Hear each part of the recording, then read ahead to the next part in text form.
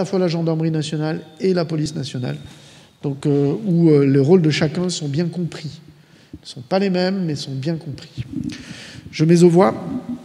Qui s'oppose, qui s'abstient. Unanimité, merci. Sam Toscano pour le projet Art dans la ville, une convention de partenariat et de versement d'une subvention à l'association Space Junk.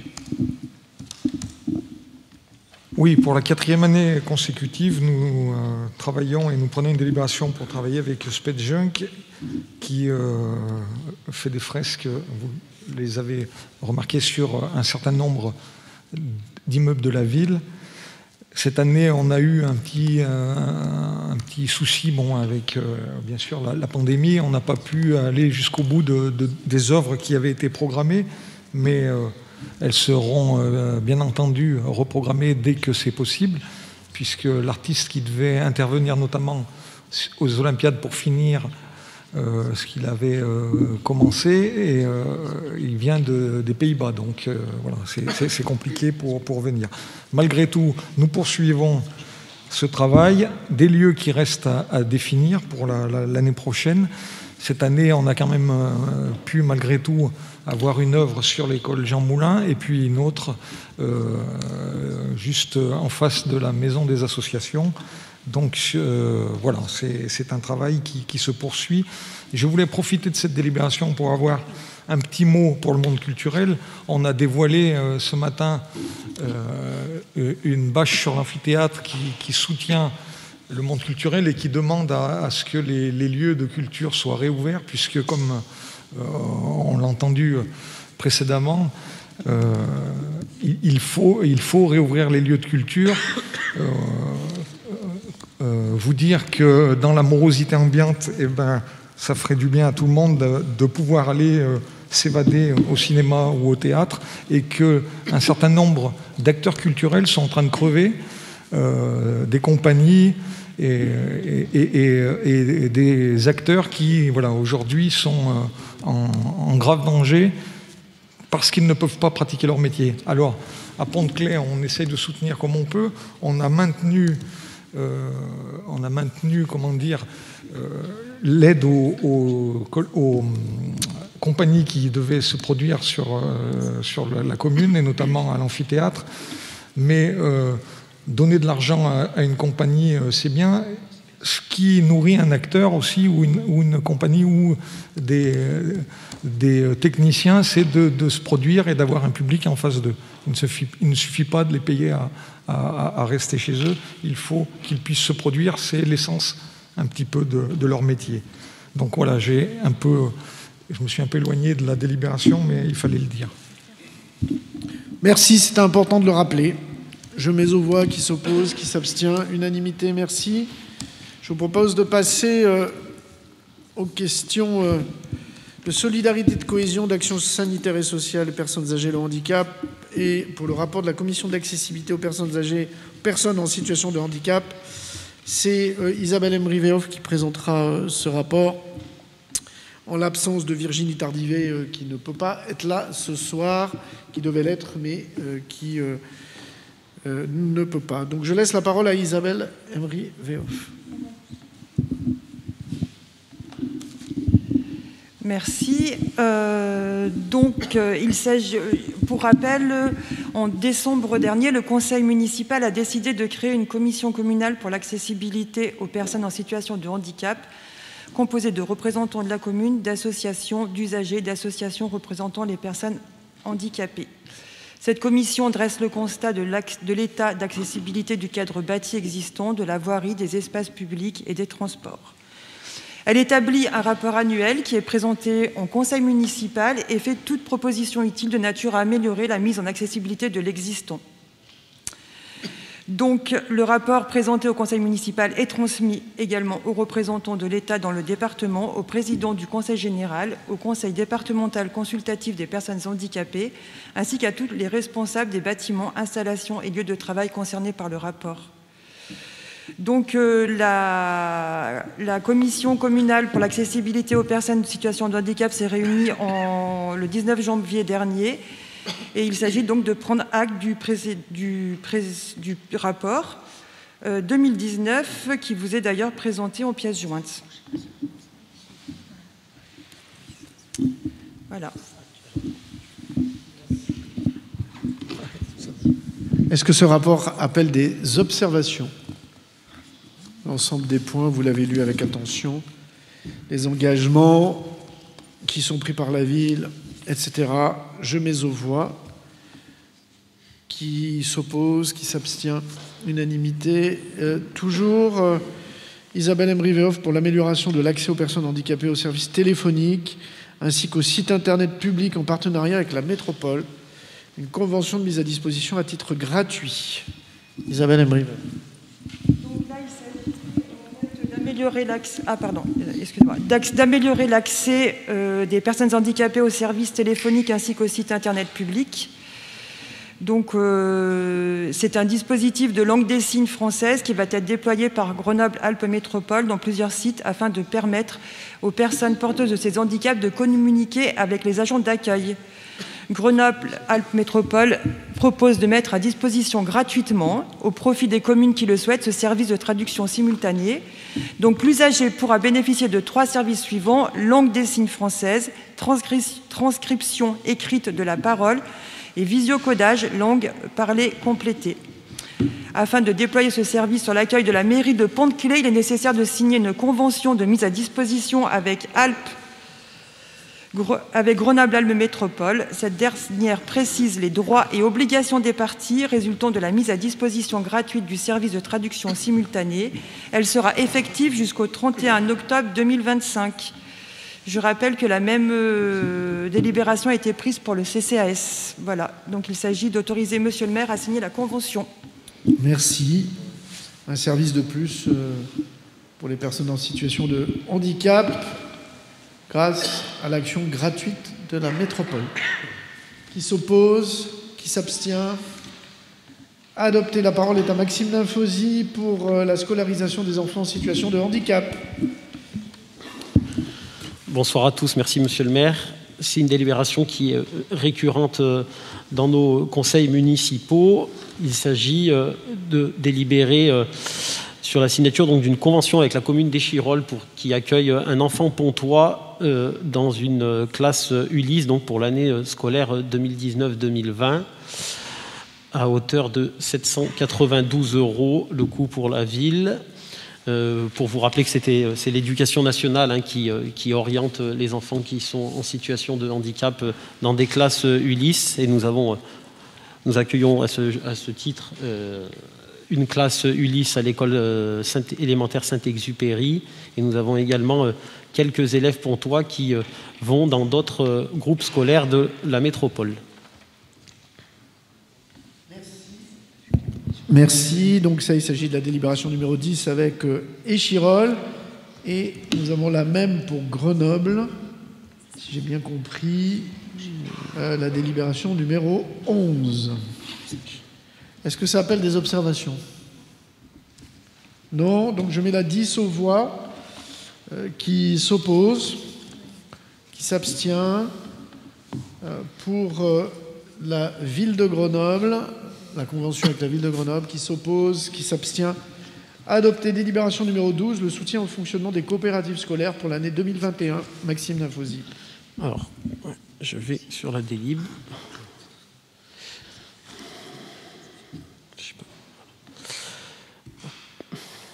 Oui, c'est une délibération qui est financièrement importante pour les écoles, puisque nous votons donc, comme l'a dit Monsieur le maire, les coopératives scolaires qui sont le fruit d'un calcul où la ville participe à hauteur donc de 11 € par élève scolarisé. Donc vous avez le tableau ci-dessous, et cette coopérative scolaire permet à chaque groupe scolaire de pouvoir à la fois financer l'achat de fournitures ou de réaliser des projets. Je tiens à rappeler notamment que l'engagement de la ville en direction des écoles de la commune ne se fait pas uniquement sur les coopératives scolaires, puisque nous accompagnons de nombreux projets des écoles. Je pense notamment en matière d'ouverture culturelle, en matière d'accès au sport, en matière d'éducation à l'environnement ou à la citoyenneté. Et cette coopérative scolaire fait partie de l'arsenal à destination des écoles pour qu'elles puissent justement accompagner et instruire sur un grand nombre de politiques publiques en direction de nos enfants. Merci. Y a-t-il des observations? Pas d'observation. Je mets aux voix qui s'oppose, qui s'abstient. Non. Adopté. Obligé de sortir pour... la délibération numéro 13 de soutien aux acteurs socio-éducatifs pour l'accompagnement des jeunes pontois. Oui. Et je laisse la parole au premier adjoint comme présidence de séance pour quelques minutes. Oui, j'y vais. Oui, bah, comme chaque année, nous votons le dépôt d'une demande de subvention donc, auprès de la Caisse d'allocation familiale donc, pour le financement du programme de réussite éducative donc, de 16 ans. Comme vous le savez, sur la commune, nous avons un service de veille et de réussite éducative qui permet d'accompagner de nombreux enfants sur le territoire qui peuvent rencontrer des difficultés d'ordre scolaire, social ou de santé. Et il s'agit donc de déposer une demande de subvention. C'est à peu près cette année 120 élèves de la commune qui sont accompagnés, très souvent issus des territoires politiques de la ville, mais pas que, puisque nous avons une stratégie globale autour de notre service de réussite éducative qui permet justement d'accompagner beaucoup plus largement les enfants pontois pour leur permettre d'avoir aussi les mêmes chances de réussir et de poursuivre leur scolarité. Merci. Y a-t-il des questions? Non, je mets aux voix. Des abstentions, des votes contre, adopté à l'unanimité. Délibération 14, soutien éducatif auprès des jeunes pontois. Maxime Linfausi. Oui, donc c'est la suite logique du PRE, et celui-ci s'adresse donc là aux 16-18 ans. Donc c'est un outil d'accompagnement et de veille qui permet de renforcer à la fois l'action de l'ensemble des partenaires qui agissent sur ces publics-là, et pour permettre notamment à des jeunes qui peuvent rencontrer des difficultés à la fois dans leur scolarité, à la fois des difficultés en matière d'insertion sociale et professionnelle, de pouvoir être accompagnés par un réseau d'acteurs que nous avons sur la ville. On a le service jeunesse, le service prévention, le CCAS, le SLS donc, du département, la mission locale, la PAS, et j'en passe, qui sont des acteurs qui permettent justement d'accompagner ces publics-là. Et c'est dans le cadre du programme de réussite éducative, c'est 12 jeunes qui sont suivis actuellement par l'ensemble des services municipaux et des partenaires. Merci. Y a-t-il des questions? Non, je mets aux voix. Des abstentions, des votes contre, adoptés à l'unanimité. Délibération 15, Maxime Linfausi. Oui. Il s'agit de délibérer sur une convention donc, avec l'association Les CMEA, donc pour une durée de 3 ans à compter donc, du 1er janvier 2021. Comme vous le savez, nous avons un organisme de formation portant sur l'éducation populaire qui est situé à Pont-de-Clé, dans l'ancienne maison des sports, et avec qui nous entretenons une étroite relation pour permettre à la fois à nos agents du service public de se former sur les aspects de politique à la fois sociale, d'animation, éducative, de permettre l'accès notamment à des jeunes qu'on accompagne dans le cadre des BAFA, de l'aide au BAFA, ou du BPGEPS, CPGEPS, vous avez la liste des différentes formations. Donc c'est une chance d'avoir une association qui agit sur ces questions-là, puisqu'elle nous permet en toute proximité de pouvoir tisser des partenariats et nous permet d'avoir recours justement à ces temps de formation en direction à la fois de nos agents, mais aussi de certains jeunes de la commune, pour permettre de monter à la fois en compétences, en qualification, ou permettre d'accéder, je pense notamment aux jeunes, à un premier emploi. Y a-t-il des observations? Non. Je mets aux voix qui s'oppose, qui s'abstient. Adopté. Merci. L'annulation de la créance détenue à l'égard des CMEA pour l'année 2020 et les contreparties. Oui. Donc on l'a mis tout de suite après la convention de CMEA. les CMA ont vécu une année, comme beaucoup de partenaires, difficiles, et ils nous ont sollicité pour les exonérer des premiers et deuxièmes loyers de l'année 2020 à hauteur de 12 500 €. Donc nous proposons d'annuler cette créance, et les CMA ont souhaité réinjecter ces 12 500 € dans les crédits formation à destination des agents de la ville. Donc moi je salue cette initiative qui permettra de permettre à des agents d'accéder à des formations sur l'année 2021. Très bien, merci. Est-ce que ça appelle des observations? Non. Je mets aux voix. Qui s'oppose, qui s'abstient? Adopté. Délibération numéro 17.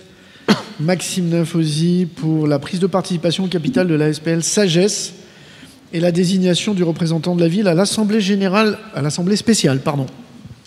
Oui, la SPL Sagesse est un outil public d'aménagement, donc qui a acquis une expérience et de savoir-faire stratégique pour la conduite de projets publics d'aménagement. Et nous avons souhaité participer à l'Assemblée au titre alors à l'Assemblée spéciale, pardon, en achetant 5 voix à la métropole, au même titre que la ville de Mélan. Cet outil nous permettra de pouvoir accompagner notre projet urbain sur le territoire. On a un intervenant qui est Isère Aménagement, et nous souhaitons nous ouvrir aussi à d'autres compétences, à d'autres regards en matière d'aménagement des espaces publics, de vision de l'habitat. Et nous souhaitons participer au capital de la SPL Sagesse.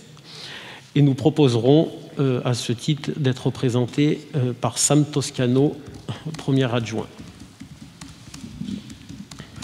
Très bien, donc nous voilà, c'est une délibération importante puisque ça nous place comme désormais actionnaires d'une nouvelle société publique locale d'aménagement, ce qui nous permettra demain de bénéficier tout simplement de ses compétences et donc de pouvoir engager du travail avec elle si besoin. Elle est plutôt spécialisée sur des champs qui lui sont propres. Je rappelle que c'est elle qui gère la ZAC Flaubert à Grenoble.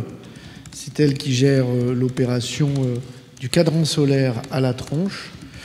Et c'est elle qui a aujourd'hui la grande opération Grande Alpe de la métropole, dont le périmètre est sur les communes de Grenoble, Échirolles et Hébin. Donc si vous voyez tout simplement. Donc voilà. Y a-t-il des observations? Y a-t-il des oppositions? Des abstentions? Non. Nous passons à l'attribution des subventions aux associations sportives pour l'année 2021. La parole est à Maxime Nymphosy. Merci, monsieur le maire.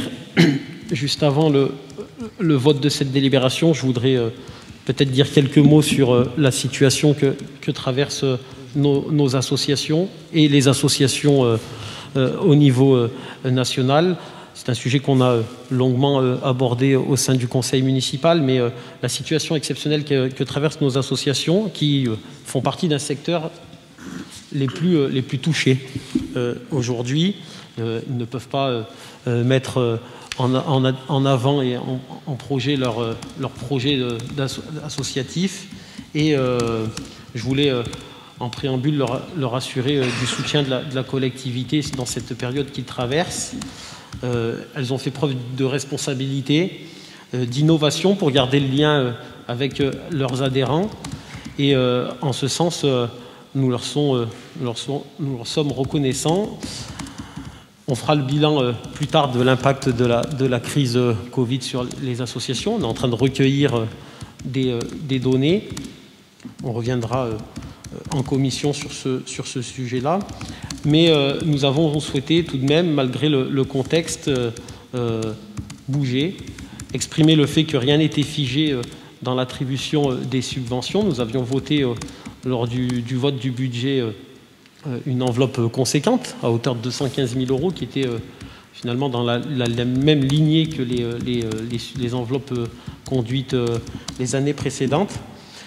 toujours souscrire aux conventions d'objectifs que nous avions notamment votées l'année dernière, mais avec toujours une ambition de pouvoir accompagner le tissu associatif à la fois dans la transmission du savoir, du plaisir, au travers des activités sportives, culturelles, de solidarité, qui toutes ces associations donc œuvrent au quotidien pour permettre à la fois aux Pontois mais aussi aux extérieurs de se divertir, de se faire plaisir, mais aussi d'être finalement un acteur éducatif de prévention à part entière sur notre territoire. Donc nous souhaitons poursuivre ce chemin dans la lignée de ce qu'a exprimé Sam Toscano au niveau culturel. L'ambition à la fois des politiques sportives et culturelles, elle est pleinement assumée par la municipalité au travers de ce qu'on peut exprimer comme dire le droit commun, mais il y a un acteur qui est aussi important pour mettre en œuvre ces projets sportifs et culturels qui sont donc les associations qu'on a sur le territoire. Et en ce sens, on souhaite les accompagner à hauteur de... Alors, pour les associations sportives, c'est la première délibération à hauteur de 162 266 € cette année. Ça sera un premier vote. Nous verrons que nous ne consommerons pas l'enveloppe globale de 215 000 € votée. Il y aura certainement une deuxième programmation, puisque des associations n'ont pas eu le temps de déposer les dossiers dans les délais par rapport justement au contexte que nous traversons. Et nous saurons les accompagner dans une deuxième programmation. Je voulais rappeler et profiter, puisque ça a été abordé dans les commissions, rappeler que nous avons souhaité réaffirmer des enjeux au travers de notre relation avec les associations, des enjeux qui sont celui d'accompagner le maximum d'enfants et de jeunes sur notre territoire. Il y a un enjeu à saisir du tissu associatif pour accompagner nos politiques éducatives, d'avoir un regard particulier sur les quartiers prioritaires, puisqu'on le sait, les études le démontrent régulièrement, que ce sont aussi sur ces territoires que les personnes ont le moins accès au tissu associatif, sont moins tournées vers les associations locales, d'avoir un regard sur nos aînés qui fréquentent aussi régulièrement certaines associations de la commune, et on doit aussi encourager à la fois les associations à se tourner vers les personnes âgées de notre commune, mais aussi inciter les personnes âgées à aller dans nos associations. Il en va une politique de lien social. Voilà quelques thématiques que nous souhaitons porter en ce début de mandature et établir notamment un contrat de confiance avec les associations. Aujourd'hui, la question du lien social, du lien entre les bénévoles est une préoccupation majeure. Elles ont été exprimées dans les différentes rencontres qu'on a pu avoir avec les associations. Et nous serons à la fois vigilants pour permettre justement d'engager et de retisser le lien avec l'ensemble des Pontois et des bénévoles pour permettre que la rentrée puisse se faire sous de meilleurs auspices, puisque les différentes annonces gouvernementales amènent à craindre le pire, en tout cas en termes de reprise d'activité, même si les associations font preuve à la fois d'ingéniosité finalement dans les activités qu'elles proposent. On le voit, on en voit présentes sur les espaces publics, d'autres utilisent le numérique pour faire des cours. Donc voilà, on a conscience de cela et l'idée c'est d'être au rendez-vous pour les accompagner du mieux possible cette année et d'avoir une reprise, si possible, la meilleure en septembre 2021. Merci. Y a-t-il des observations? Oui, Jérémy Giono. Oui, très rapidement. La première, vous y avez répondu, c'était cette histoire de deuxième vague, sans mauvais jeu de mots, d'attribution, puisqu'on a un certain nombre d'associations qui effectivement n'ont pas pu déposer leur dossier complet dans les temps. Donc ça, vous y avez répondu. La deuxième, c'était une question. Est-ce qu'on a une idée sur les baisses de cotisations et de licenciés liés au Covid, sachant qu'on a vu qu'en termes de moyenne nationale, on est autour de moins 20%, mais on sait que selon les disciplines, c'est quand même très différent. Est-ce qu'on a un ordre d'idée de quel impact ça peut avoir sur les associations de la commune ? On est sur une baisse de 15-20% comme au niveau national. On voit qu'il y a des sports qui ont su se maintenir, d'autres qui ont augmenté leurs adhérents, d'autres qui ont perdu des adhérents. Je l'ai dit, on fera un bilan global, je pense, au mois de juin, une fois que la saison s'est écoulée, reprise ou pas d'activité, et on fera un retour en commission sport pour que nous puissions tous avoir finalement le retour de cette situation. Donc je demande un peu de patience. On est en train de compiler un maximum de données auprès des associations. Ce n'est pas forcément facile en plus à voir parce que certaines sont davantage en sommeil que d'autres. Donc on reviendra vers vous au mois de juin pour aborder ce sujet-là. D'autres interventions sur les politiques sportives? Oui, Fernand Gomila. Je m'abstiens sur la délibération numéro 19. C'est celle qui concerne? Oui, c'est celle d'après, donc. C'est après, Fernand. Oui, oui. Non, et du coup, pour le vote. Donc, Athanasia Panagopoulos. Alors, un micro.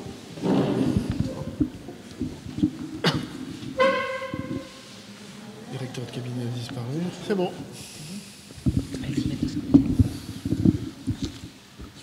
Bonsoir. Donc, je m'exprime pour le groupe majoritaire. Il ne peut pas y avoir de vie sociale de qualité sans que les citoyens s'engagent, se rassemblent, se regroupent pour défendre une cause, vivre leur passion, la partager, la défendre. Notre groupe, Pont-de-Clé, une ville qui avance, tient à réaffirmer l'importance du soutien à la vie associative pontoise. Les traditionnelles délibérations votées sur les enveloppes financières à allouer aux associations sont toujours un moment fort de la vie démocratique locale. Comme évoqué lors de la présentation du rapport budgétaire et du vote du budget, nous avons décidé de maintenir à l'identique notre soutien financier cette année, bien que la pression exercée sur les collectivités nous amène à faire des choix de plus en plus cornéliens. La vie associative ne doit pas être la première variable d'ajustement, qui plus est dans le contexte sanitaire que nous traversons. Elle mérite tout notre soutien, toute notre attention. Elle joue tout un rôle important et concourt à la vitalité de notre commune en faisant intégralement partie du service public et du patrimoine local. Oui, les associations sont bien souvent le prolongement de l'action communale. Nous sommes fiers dans cette ville populaire d'avoir un tissu riche, tant dans la diversité des disciplines et activités proposées que dans la diversité des personnes qui incarnent ce mouvement citoyen. Soyons fiers et sachons le chérir. La crise sanitaire a coupé dans leur élan de nombreux projets, de nombreuses compétitions, a distendu le lien entre les bénévoles, entre l'ensemble des membres qui font la vie des associations. Nous sommes préoccupés et attentifs à la situation et nous nous efforçons de trouver les outils, actions qui permettent de maintenir le lien et ainsi préparer les bases solides d'un avenir meilleur. Le soutien financier constitue une partie de la relation que nous avons avec les associations. En aucun cas, il ne doit être le seul. Nous souhaitons franchir de nouveaux paliers dans nos relations sans rien figer pour porter en complémentarité des politiques éducatives, solidaires, culturelles, sportives et citoyennes et ainsi répondre à des enjeux de cohésion, d'apprentissage, de savoir. Notre ville, sa taille, son histoire, la qualité des relations humaines le permet. Pour terminer, nous souhaitons adresser tout notre soutien à nos bénévoles qui œuvrent au quotidien et nous disons à l'ensemble des publics d'être au rendez-vous dès qu'une reprise durable aura lieu. Nous devons être unis et solidaires. Merci. Merci beaucoup. Y a-t-il d'autres demandes d'intervention? Non. Alors je mets aux voix la délibération 18 concernant les associations sportives. Y a-t-il des oppositions? Y a-t-il des abstentions? Unanimité, merci. Je mets aux voix la délibération numéro 19. Et je pense que Fernand Gomila voulait évoquer le NPPV pour notamment celle qui concerne l'amicale des papeteries. Et Rémi Besançon pour les sauveteurs secouristes pontois. Ces deux points étant ainsi notés au compte-rendu, je mets aux voix l'ensemble avec les deux NPPV pour les deux lignes considérées. Qui s'oppose, qui s'abstient. Adopté. La délibération numéro 20 concerne les associations culturelles. Je mets aux voix qui s'oppose, qui s'abstient. Adopté. Subventions aux associations environnementales pour l'année 2021. Qui s'oppose, qui s'abstient. Adopté. L'attribution de subventions aux associations patriotiques pour l'année 2021.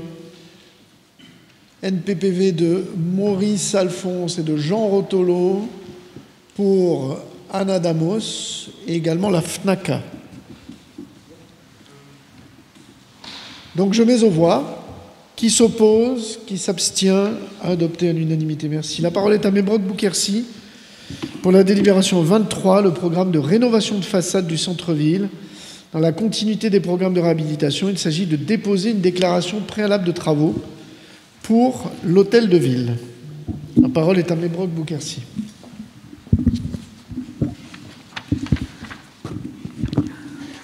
Oui, merci Monsieur le maire. Comme vous le savez, depuis 2010, la ville s'est engagée dans la reconquête de son centre ancien, après les travaux de rénovation de ses rues et de ses places, qui ont été réalisés d'avril 2017 à novembre 2019. Un important chantier qui a permis d'améliorer le cadre de vie. Une plus grande place laissée aux piétons. Cet investissement de plus de 4 millions d'euros a profondément changé l'image du cœur historique de notre ville. Afin de poursuivre cette évolution qualitative, d'améliorer l'attractivité du secteur et de mettre en valeur son caractère patrimonial, il a été décidé, à l'époque aussi, de rénover les façades du centre-ville, d'aider les propriétaires des immeubles de la place du 8 mai 45 ainsi que ceux de la rue Stalingrad à rénover leurs façades des bâtiments. D'ailleurs, un plan de rénovation a été fait pour permettre d'accompagner les propriétaires situés dans ce périmètre. Donc, du bon sens et de bon sens situés dans ce périmètre, la ville s'inscrit dans ce dispositif et elle se l'applique elle-même pour son hôtel de ville, en s'appuyant aussi sur les études menées, les études de colométrie, études thermiques et techniques. Bien sûr, aux règles en vigueur du PLU qui sont en règle. C'est donc cette délibération qui permet de donner l'autorisation à Monsieur le maire de déposer une déclaration préalable de travaux pour modifier la façade de l'hôtel de centre-ville. Merci. Y a-t-il des observations? Aucune observation. Je mets aux voix. Qui s'oppose? Qui s'abstient? Unanimité. Merci. L'autorisation donnée au maire de déposer une demande d'autorisation de travaux pour la modification de la centrale de sécurité incendie au gymnase Victor Hugo. Mebrock Boukersi. Monsieur le maire, mes chers collègues, si vous permettez, je pourrais regrouper les délibérations 24 à 28, qu'elles sont toutes régies par le Code de construction de l'habitant concernant les ERP. Donc la délibération 24, c'est d'autoriser le maire de déposer une demande de modification de la centrale de sécurité incendie au gymnase Victor Hugo. Les travaux prévus concernent la modification de la centrale de sécurité. Toujours dans les mêmes règles en rigueur par rapport aux ERP, la délibération 25, c'est celle qui autorise monsieur le maire de déposer une demande de travaux pour la modification des sources d'énergie de la chaufferie de l'école Jean Moulin. Toujours dans les mêmes règles, bien sûr, concernant l'autorisation de donner à Monsieur le maire de déposer une demande d'autorisation de travaux pour la modification de la centrale de sécurité du gymnase Malik Cherchari.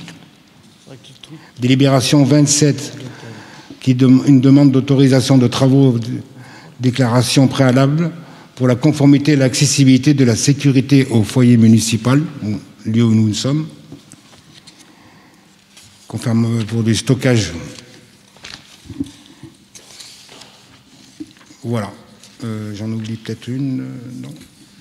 27, la 28. Non, c'est bon. C'est bon? C'est bon.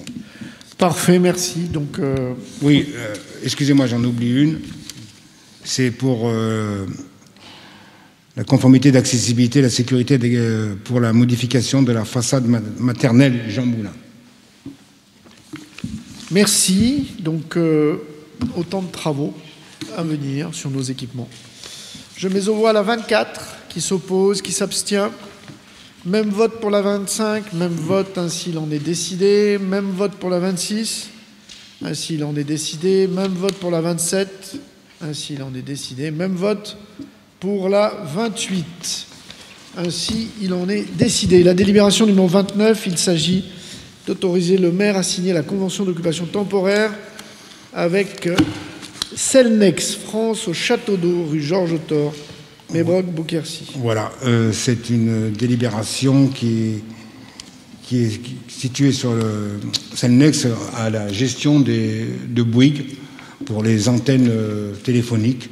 Donc on avait une précédente délibération qui était en lien direct avec Bouygues. Aujourd'hui, elle a confié sa gestion à Cellnex. Donc on doit repasser une délibération pour pouvoir notamment qu'elle puisse exploiter les lieux et que nous puissions percevoir le contingent, j'allais dire. Parfait, très bien. Une histoire d'antenne. Je mets aux voix, qui s'oppose, qui s'abstient, à adopter. Délibération numéro 30, la parole est à Dolores Rodriguez, maire adjointe, sur les modifications du tableau des effectifs.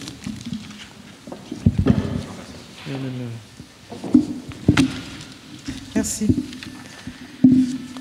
Alors, chers collègues, pour permettre le meilleur fonctionnement des services possibles, il vous est proposé ce soir de délibérer sur une modification du tableau des effectifs. Je vais essayer d'être aussi précise que rapide. Dans le tableau des effectifs, vous avez 3 créations pures. Une modification de poste qui est liée à une promotion interne. Une suppression création parce que c'est pour permettre la mobilité d'un agent de la ville au CCAS dans le cadre des réorganisations. Et comme vous l'aviez déjà précédemment voté et annoncé, monsieur le maire, on supprime le support de poste qui était dédié au DGA proximité emploi fonctionnel. Merci. Merci. Est-ce que ça appelle des observations? Oui. Jérémy Giono. Oui, une question sur cette suppression. Alors, pas la... Parce que oui, c'est ça, oui. La suppression sur du poste DGA emploi fonctionnel, parce qu'on a 2 lignes. On a une, c'est suppression-création, donc avec mutation. Et l'autre, suppression, c'est pas le même poste. Est-ce qu'il y a quelqu'un en face? À quoi ça correspond? Je vous ai dit qu'on l'avait déjà évoqué, mais si on peut avoir la précision... je veux dire, vous n'êtes pas sans savoir que les postes fonctionnels, ce sont des postes dont le maire estime la nécessité. Enfin, c'était un poste de DGA.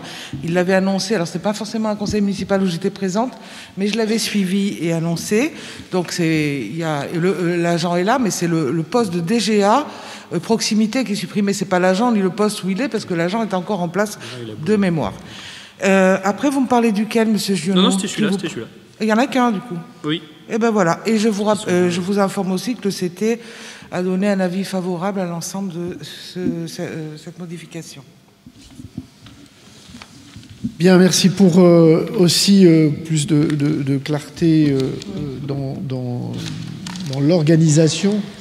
En fait, la direction des services techniques sera une direction générale adjointe en charge également de la proximité.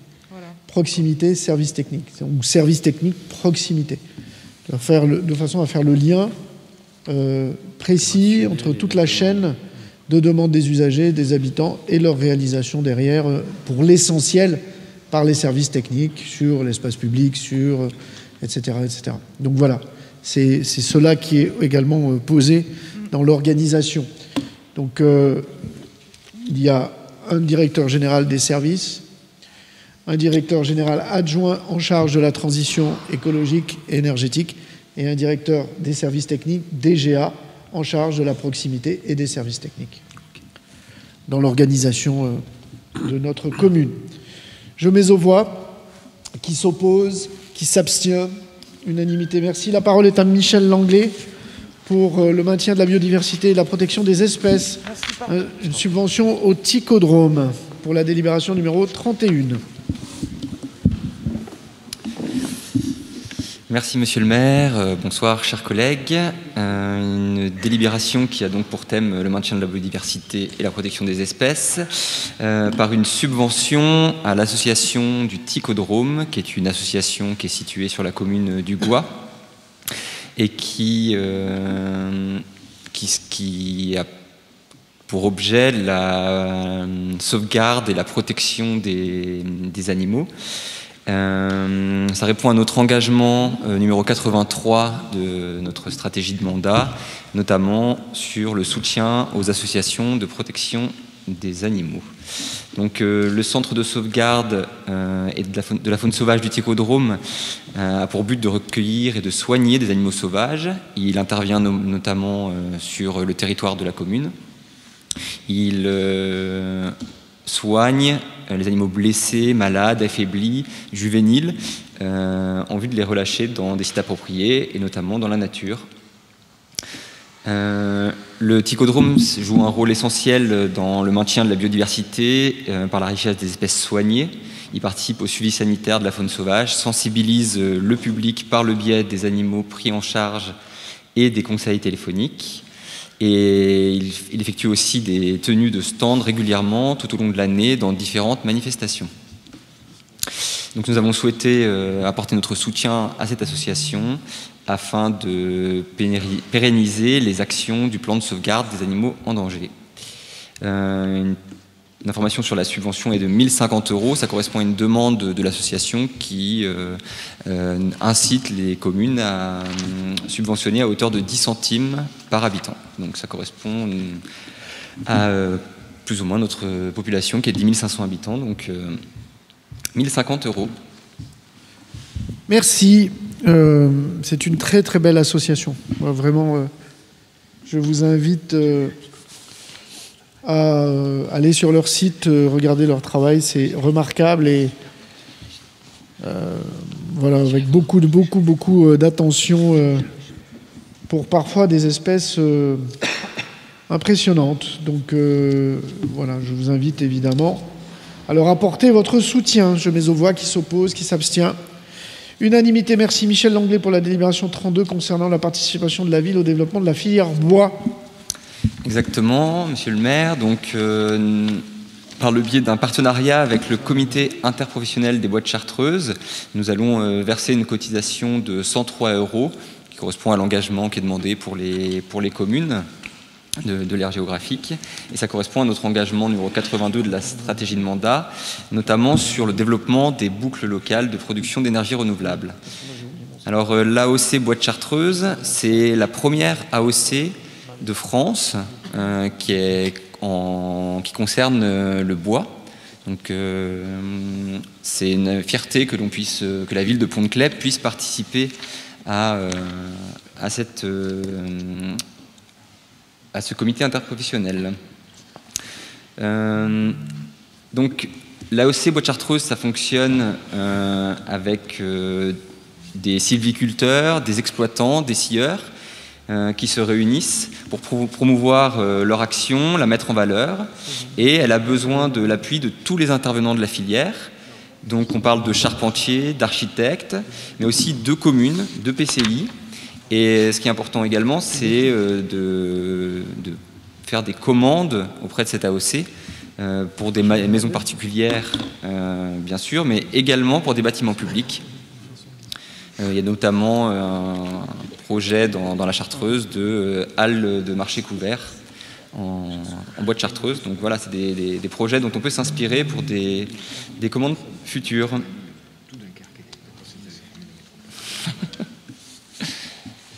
Merci. Y a-t-il des observations? Non, je mets aux voix. Qui s'oppose, qui s'abstient, adopté. Merci. La délibération numéro 33, je laisse la parole à Louisa Laïb pour la programmation des financements des actions à destination des populations dans les quartiers politiques de la ville. La parole est à Louisa Laïb. Oui, merci Monsieur le maire. Bonsoir à tous et à toutes.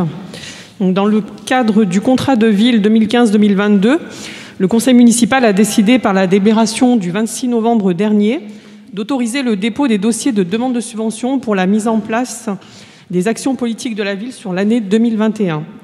Donc, permettez-moi, Monsieur le maire, de faire un rappel sur le territoire concerné par ce contrat de ville et sur les engagements du mandat que vous et l'ensemble de l'équipe municipale, ainsi que Monsieur Alain Solaire et moi-même, de par nos délégations respectives, avons acté dans le cadre de la stratégie de mandat. Donc, pour rappel, nous avons dans notre territoire 3 quartiers inscrits au contrat de ville Grenoble-Alpes Métropole, le quartier Île-de-Mars-Olympiade, dit quartier politique de la ville, avec 2050 habitants, 834 logements, 2 bailleurs sociaux, la SDH, Alpizère Habitat, une copropriété. Donc cela représente 74% de logements sociaux, 43,6% de ménages à bas revenus et 38,5% de jeunes de moins de 25 ans. Nous avons aussi le quartier Grand Galet, dit quartier de veille active, avec environ 1800 habitants, 800 logements, 4 bailleurs sociaux, la SDH, Alpizère Habitat, Actis et le bailleur LPV. Nous avons aussi des habitats pavillonnaires, cela représente à peu près 35,2% de logements sociaux et 17% de ménages à bas revenus. Autre quartier concerné par la politique de la ville, le quartier Taillefer-Marceline, dit aussi quartier de veille active, avec environ 350 habitants, 110 logements sociaux, quelques habitats pavillonnaires. Donc cela représente plus de 90% aussi de logements sociaux sur ce territoire et 34% de ménages à bas revenus. Dans le cadre de notre stratégie de mandat, nous souhaitons poursuivre notre action de proximité et renforcer la présence des services publics sur le territoire. Donc les quartiers sont effectivement au cœur de nos préoccupations. Nous souhaitons un service public pour tous et, comme je le disais, un service plus public renforcé pour celles et ceux qui en ont le plus besoin. Et pour information, ça a été donné lors de la publication dans le Dauphiné, et ainsi que sur le site de la ville, nous avons le 3 février dernier inauguré l'ouverture d'un nouveau local au cœur du quartier Île-de-Mars-Olympiade, le local partagé. Ce local permet la mise en place au cœur du quartier de services de proximité. Donc les habitants auront la possibilité d'avoir des permanences du PIMS, des associations aussi qui sont au cœur de ce quartier, qui ont la possibilité d'utiliser ce local, dont l'association Sodogunga. On aura aussi la présence des services sociaux, ainsi que des services de la petite enfance, de la jeunesse, la mission locale, et aussi dans le futur, dès que la situation sanitaire nous le permettra, d'autres associations qui viendront aussi profiter de cet espace destiné en fait à pouvoir permettre aux habitants du quartier d'avoir cette proximité de services publics et d'animation avec les associations du quartier. Ces territoires représentent aussi une concentration d'enjeux sociaux et humains auxquels la politique de la ville doit répondre car elle est transversale. C'est d'autant plus vrai et marqué aujourd'hui du fait de la crise sanitaire à laquelle nous devons faire face depuis 1 an. C'est pourquoi, dans le cadre de la programmation des actions du contrat de ville, nous œuvrons pour proposer des actions qui touchent diverses thématiques. La programmation de cette année contient 26 actions dont les thématiques sont en lien avec nos politiques publiques de soutien à la population, l'éducation, la parentalité, le lien social, la cohésion sociale, la santé, la culture, le sport, les loisirs, l'emploi, l'insertion, ainsi que l'égalité et la citoyenneté. Plus de la moitié des actions sont portées par les services de la ville et le CCAS, mais nous avons aussi les partenaires locaux, les associations et d'autres partenaires, bailleurs sociaux et d'autres. Par cette délibération, finalement, je vous informe de ces 26 actions qui sont retenues et des montants proposés par les financeurs et vous propose donc, par cette délibération, de prendre acte de la programmation des actions politiques de la ville 2021. Vous avez donc aussi un tableau qui est joint, qui vous donne le détail de l'ensemble des actions. Merci. Merci beaucoup pour cette présentation très synthétique et complète. Y a-t-il des observations? Pas d'observation, je mets aux voix. Qui s'oppose, qui s'abstient. Unanimité sur la programmation politique de la ville. Merci. Que d'unanimité aujourd'hui. C'est bien, tant mieux. Nous avons les décisions du maire. Vous en avez 2 liasses, une pour l'année 2020 et une pour l'année 2021. Est-ce que ces dernières appellent des observations? Puisqu'il n'y a pas d'observation et puisque l'ordre du jour est épuisé, je vous propose de suspendre la séance et de vous souhaiter une excellente soirée. Merci à vous et à très bientôt. Prochain conseil municipal le 1er avril. C'est pour ça que c'est important de le dire. Ce n'est pas une blague.